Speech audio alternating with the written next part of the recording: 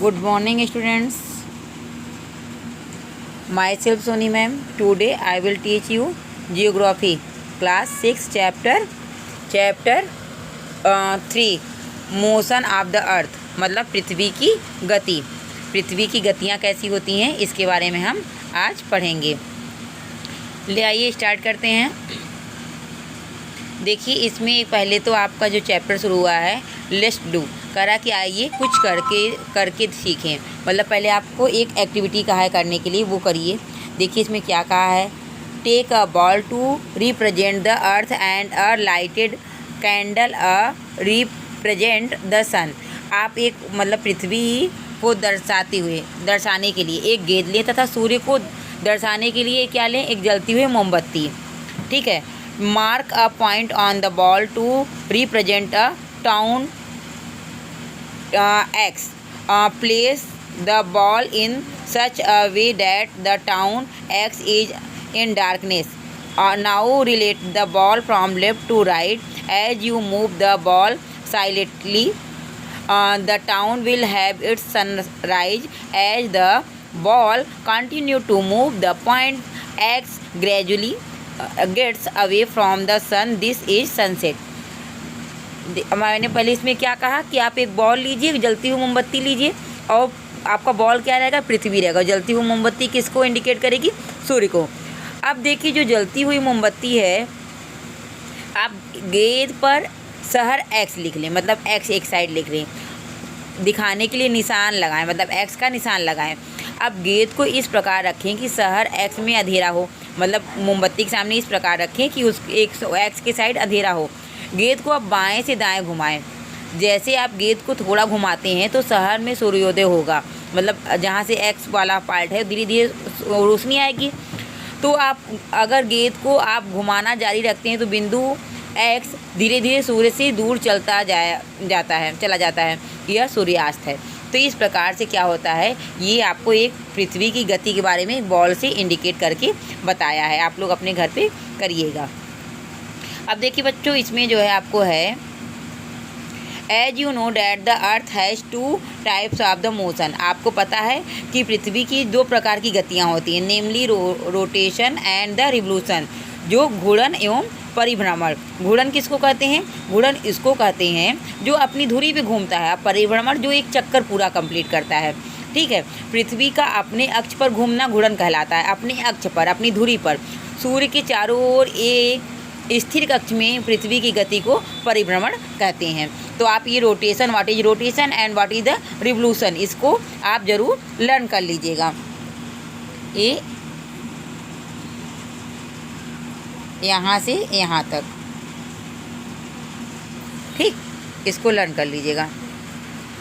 अब आपका आया कि जो है the axis of the earth which is an imaginary line make an angle of 66.5 degree with its orbit plane.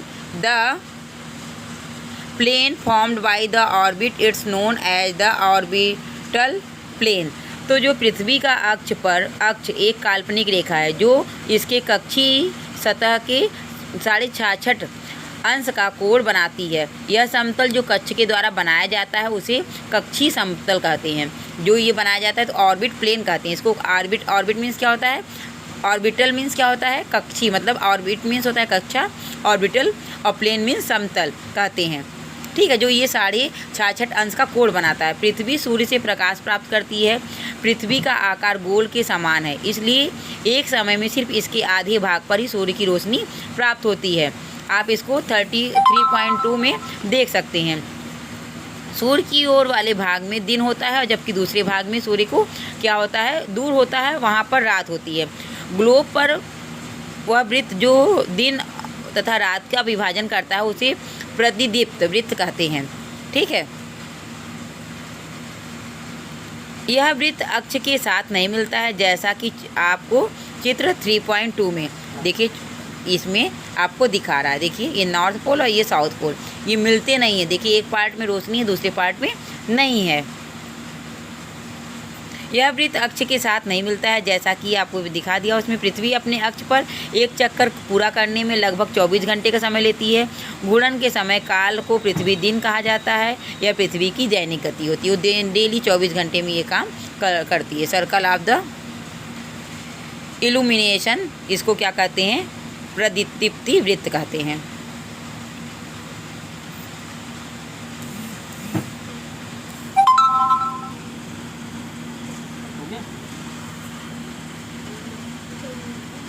अब what would you happen if the earth did not rotate? अगर पृथ्वी का घूर्णन नहीं होता है तो क्या होगा?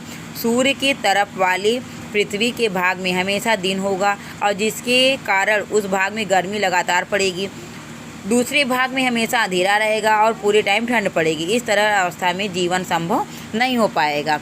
देखिए, what happen if the earth did not rotate? The portion of the earth facing the sun would always experience day, thus the bringing continuous warmth to the region. The other half would remain in darkness and be freezing cold all the time. Life would not have been possible in such extreme conditions. Next आपका आता है second motion of the earth around the sun in its orbit is called revolution. अब पृथ्वी की दूसरी गति जो सूर्य के चारों ओर कक्ष में होती है उसे परिक्रमण कहा जाता है। पृथ्वी एक वर्ष में 365 दिन और 1/4 दिन में सूर्य का क्या करती है? एक चक्कर लगाती है। It take 365 and 1/4 days 1 year revolves around the sun। मतलब इतने दिन में वो क्या पृथ्वी का चक्कर पूरा करती है। 365 दिन लेती है और उसको जो है क्या करती है, उसमें इतना और लेती है, 1/4 हिस्सा और लेती है। अब हम लोग एक वर्ष में 365 दिन का मानते हैं तथा सुविधा के लिए 6 घंटे इसमें नहीं जोड़ते हैं। ठीक, ये देखिए आपका ये इसमें एक फिगर दिया गया है। इसमें देखिए आपको स्प्रिंग बताया गया है जहाँ बसंत ऋतु है, उत्तरी ध्रुव है, ये NP मीन्स नॉर्थ पोल। इधर देखिए SP ये साउथ पोल। यहाँ पे ये शरद ऋतु बताया गया है जो मार्च का महीना होता है। उसके बाद आपका winter in the north hemisphere और जो है देखिए उत्तरी गोलार्ध में शीत ऋतु। ये हम आपको नेक्स्ट वीडियो में समझाएंगे। बच्चों आज के लिए इतना ही। That's all, thank you.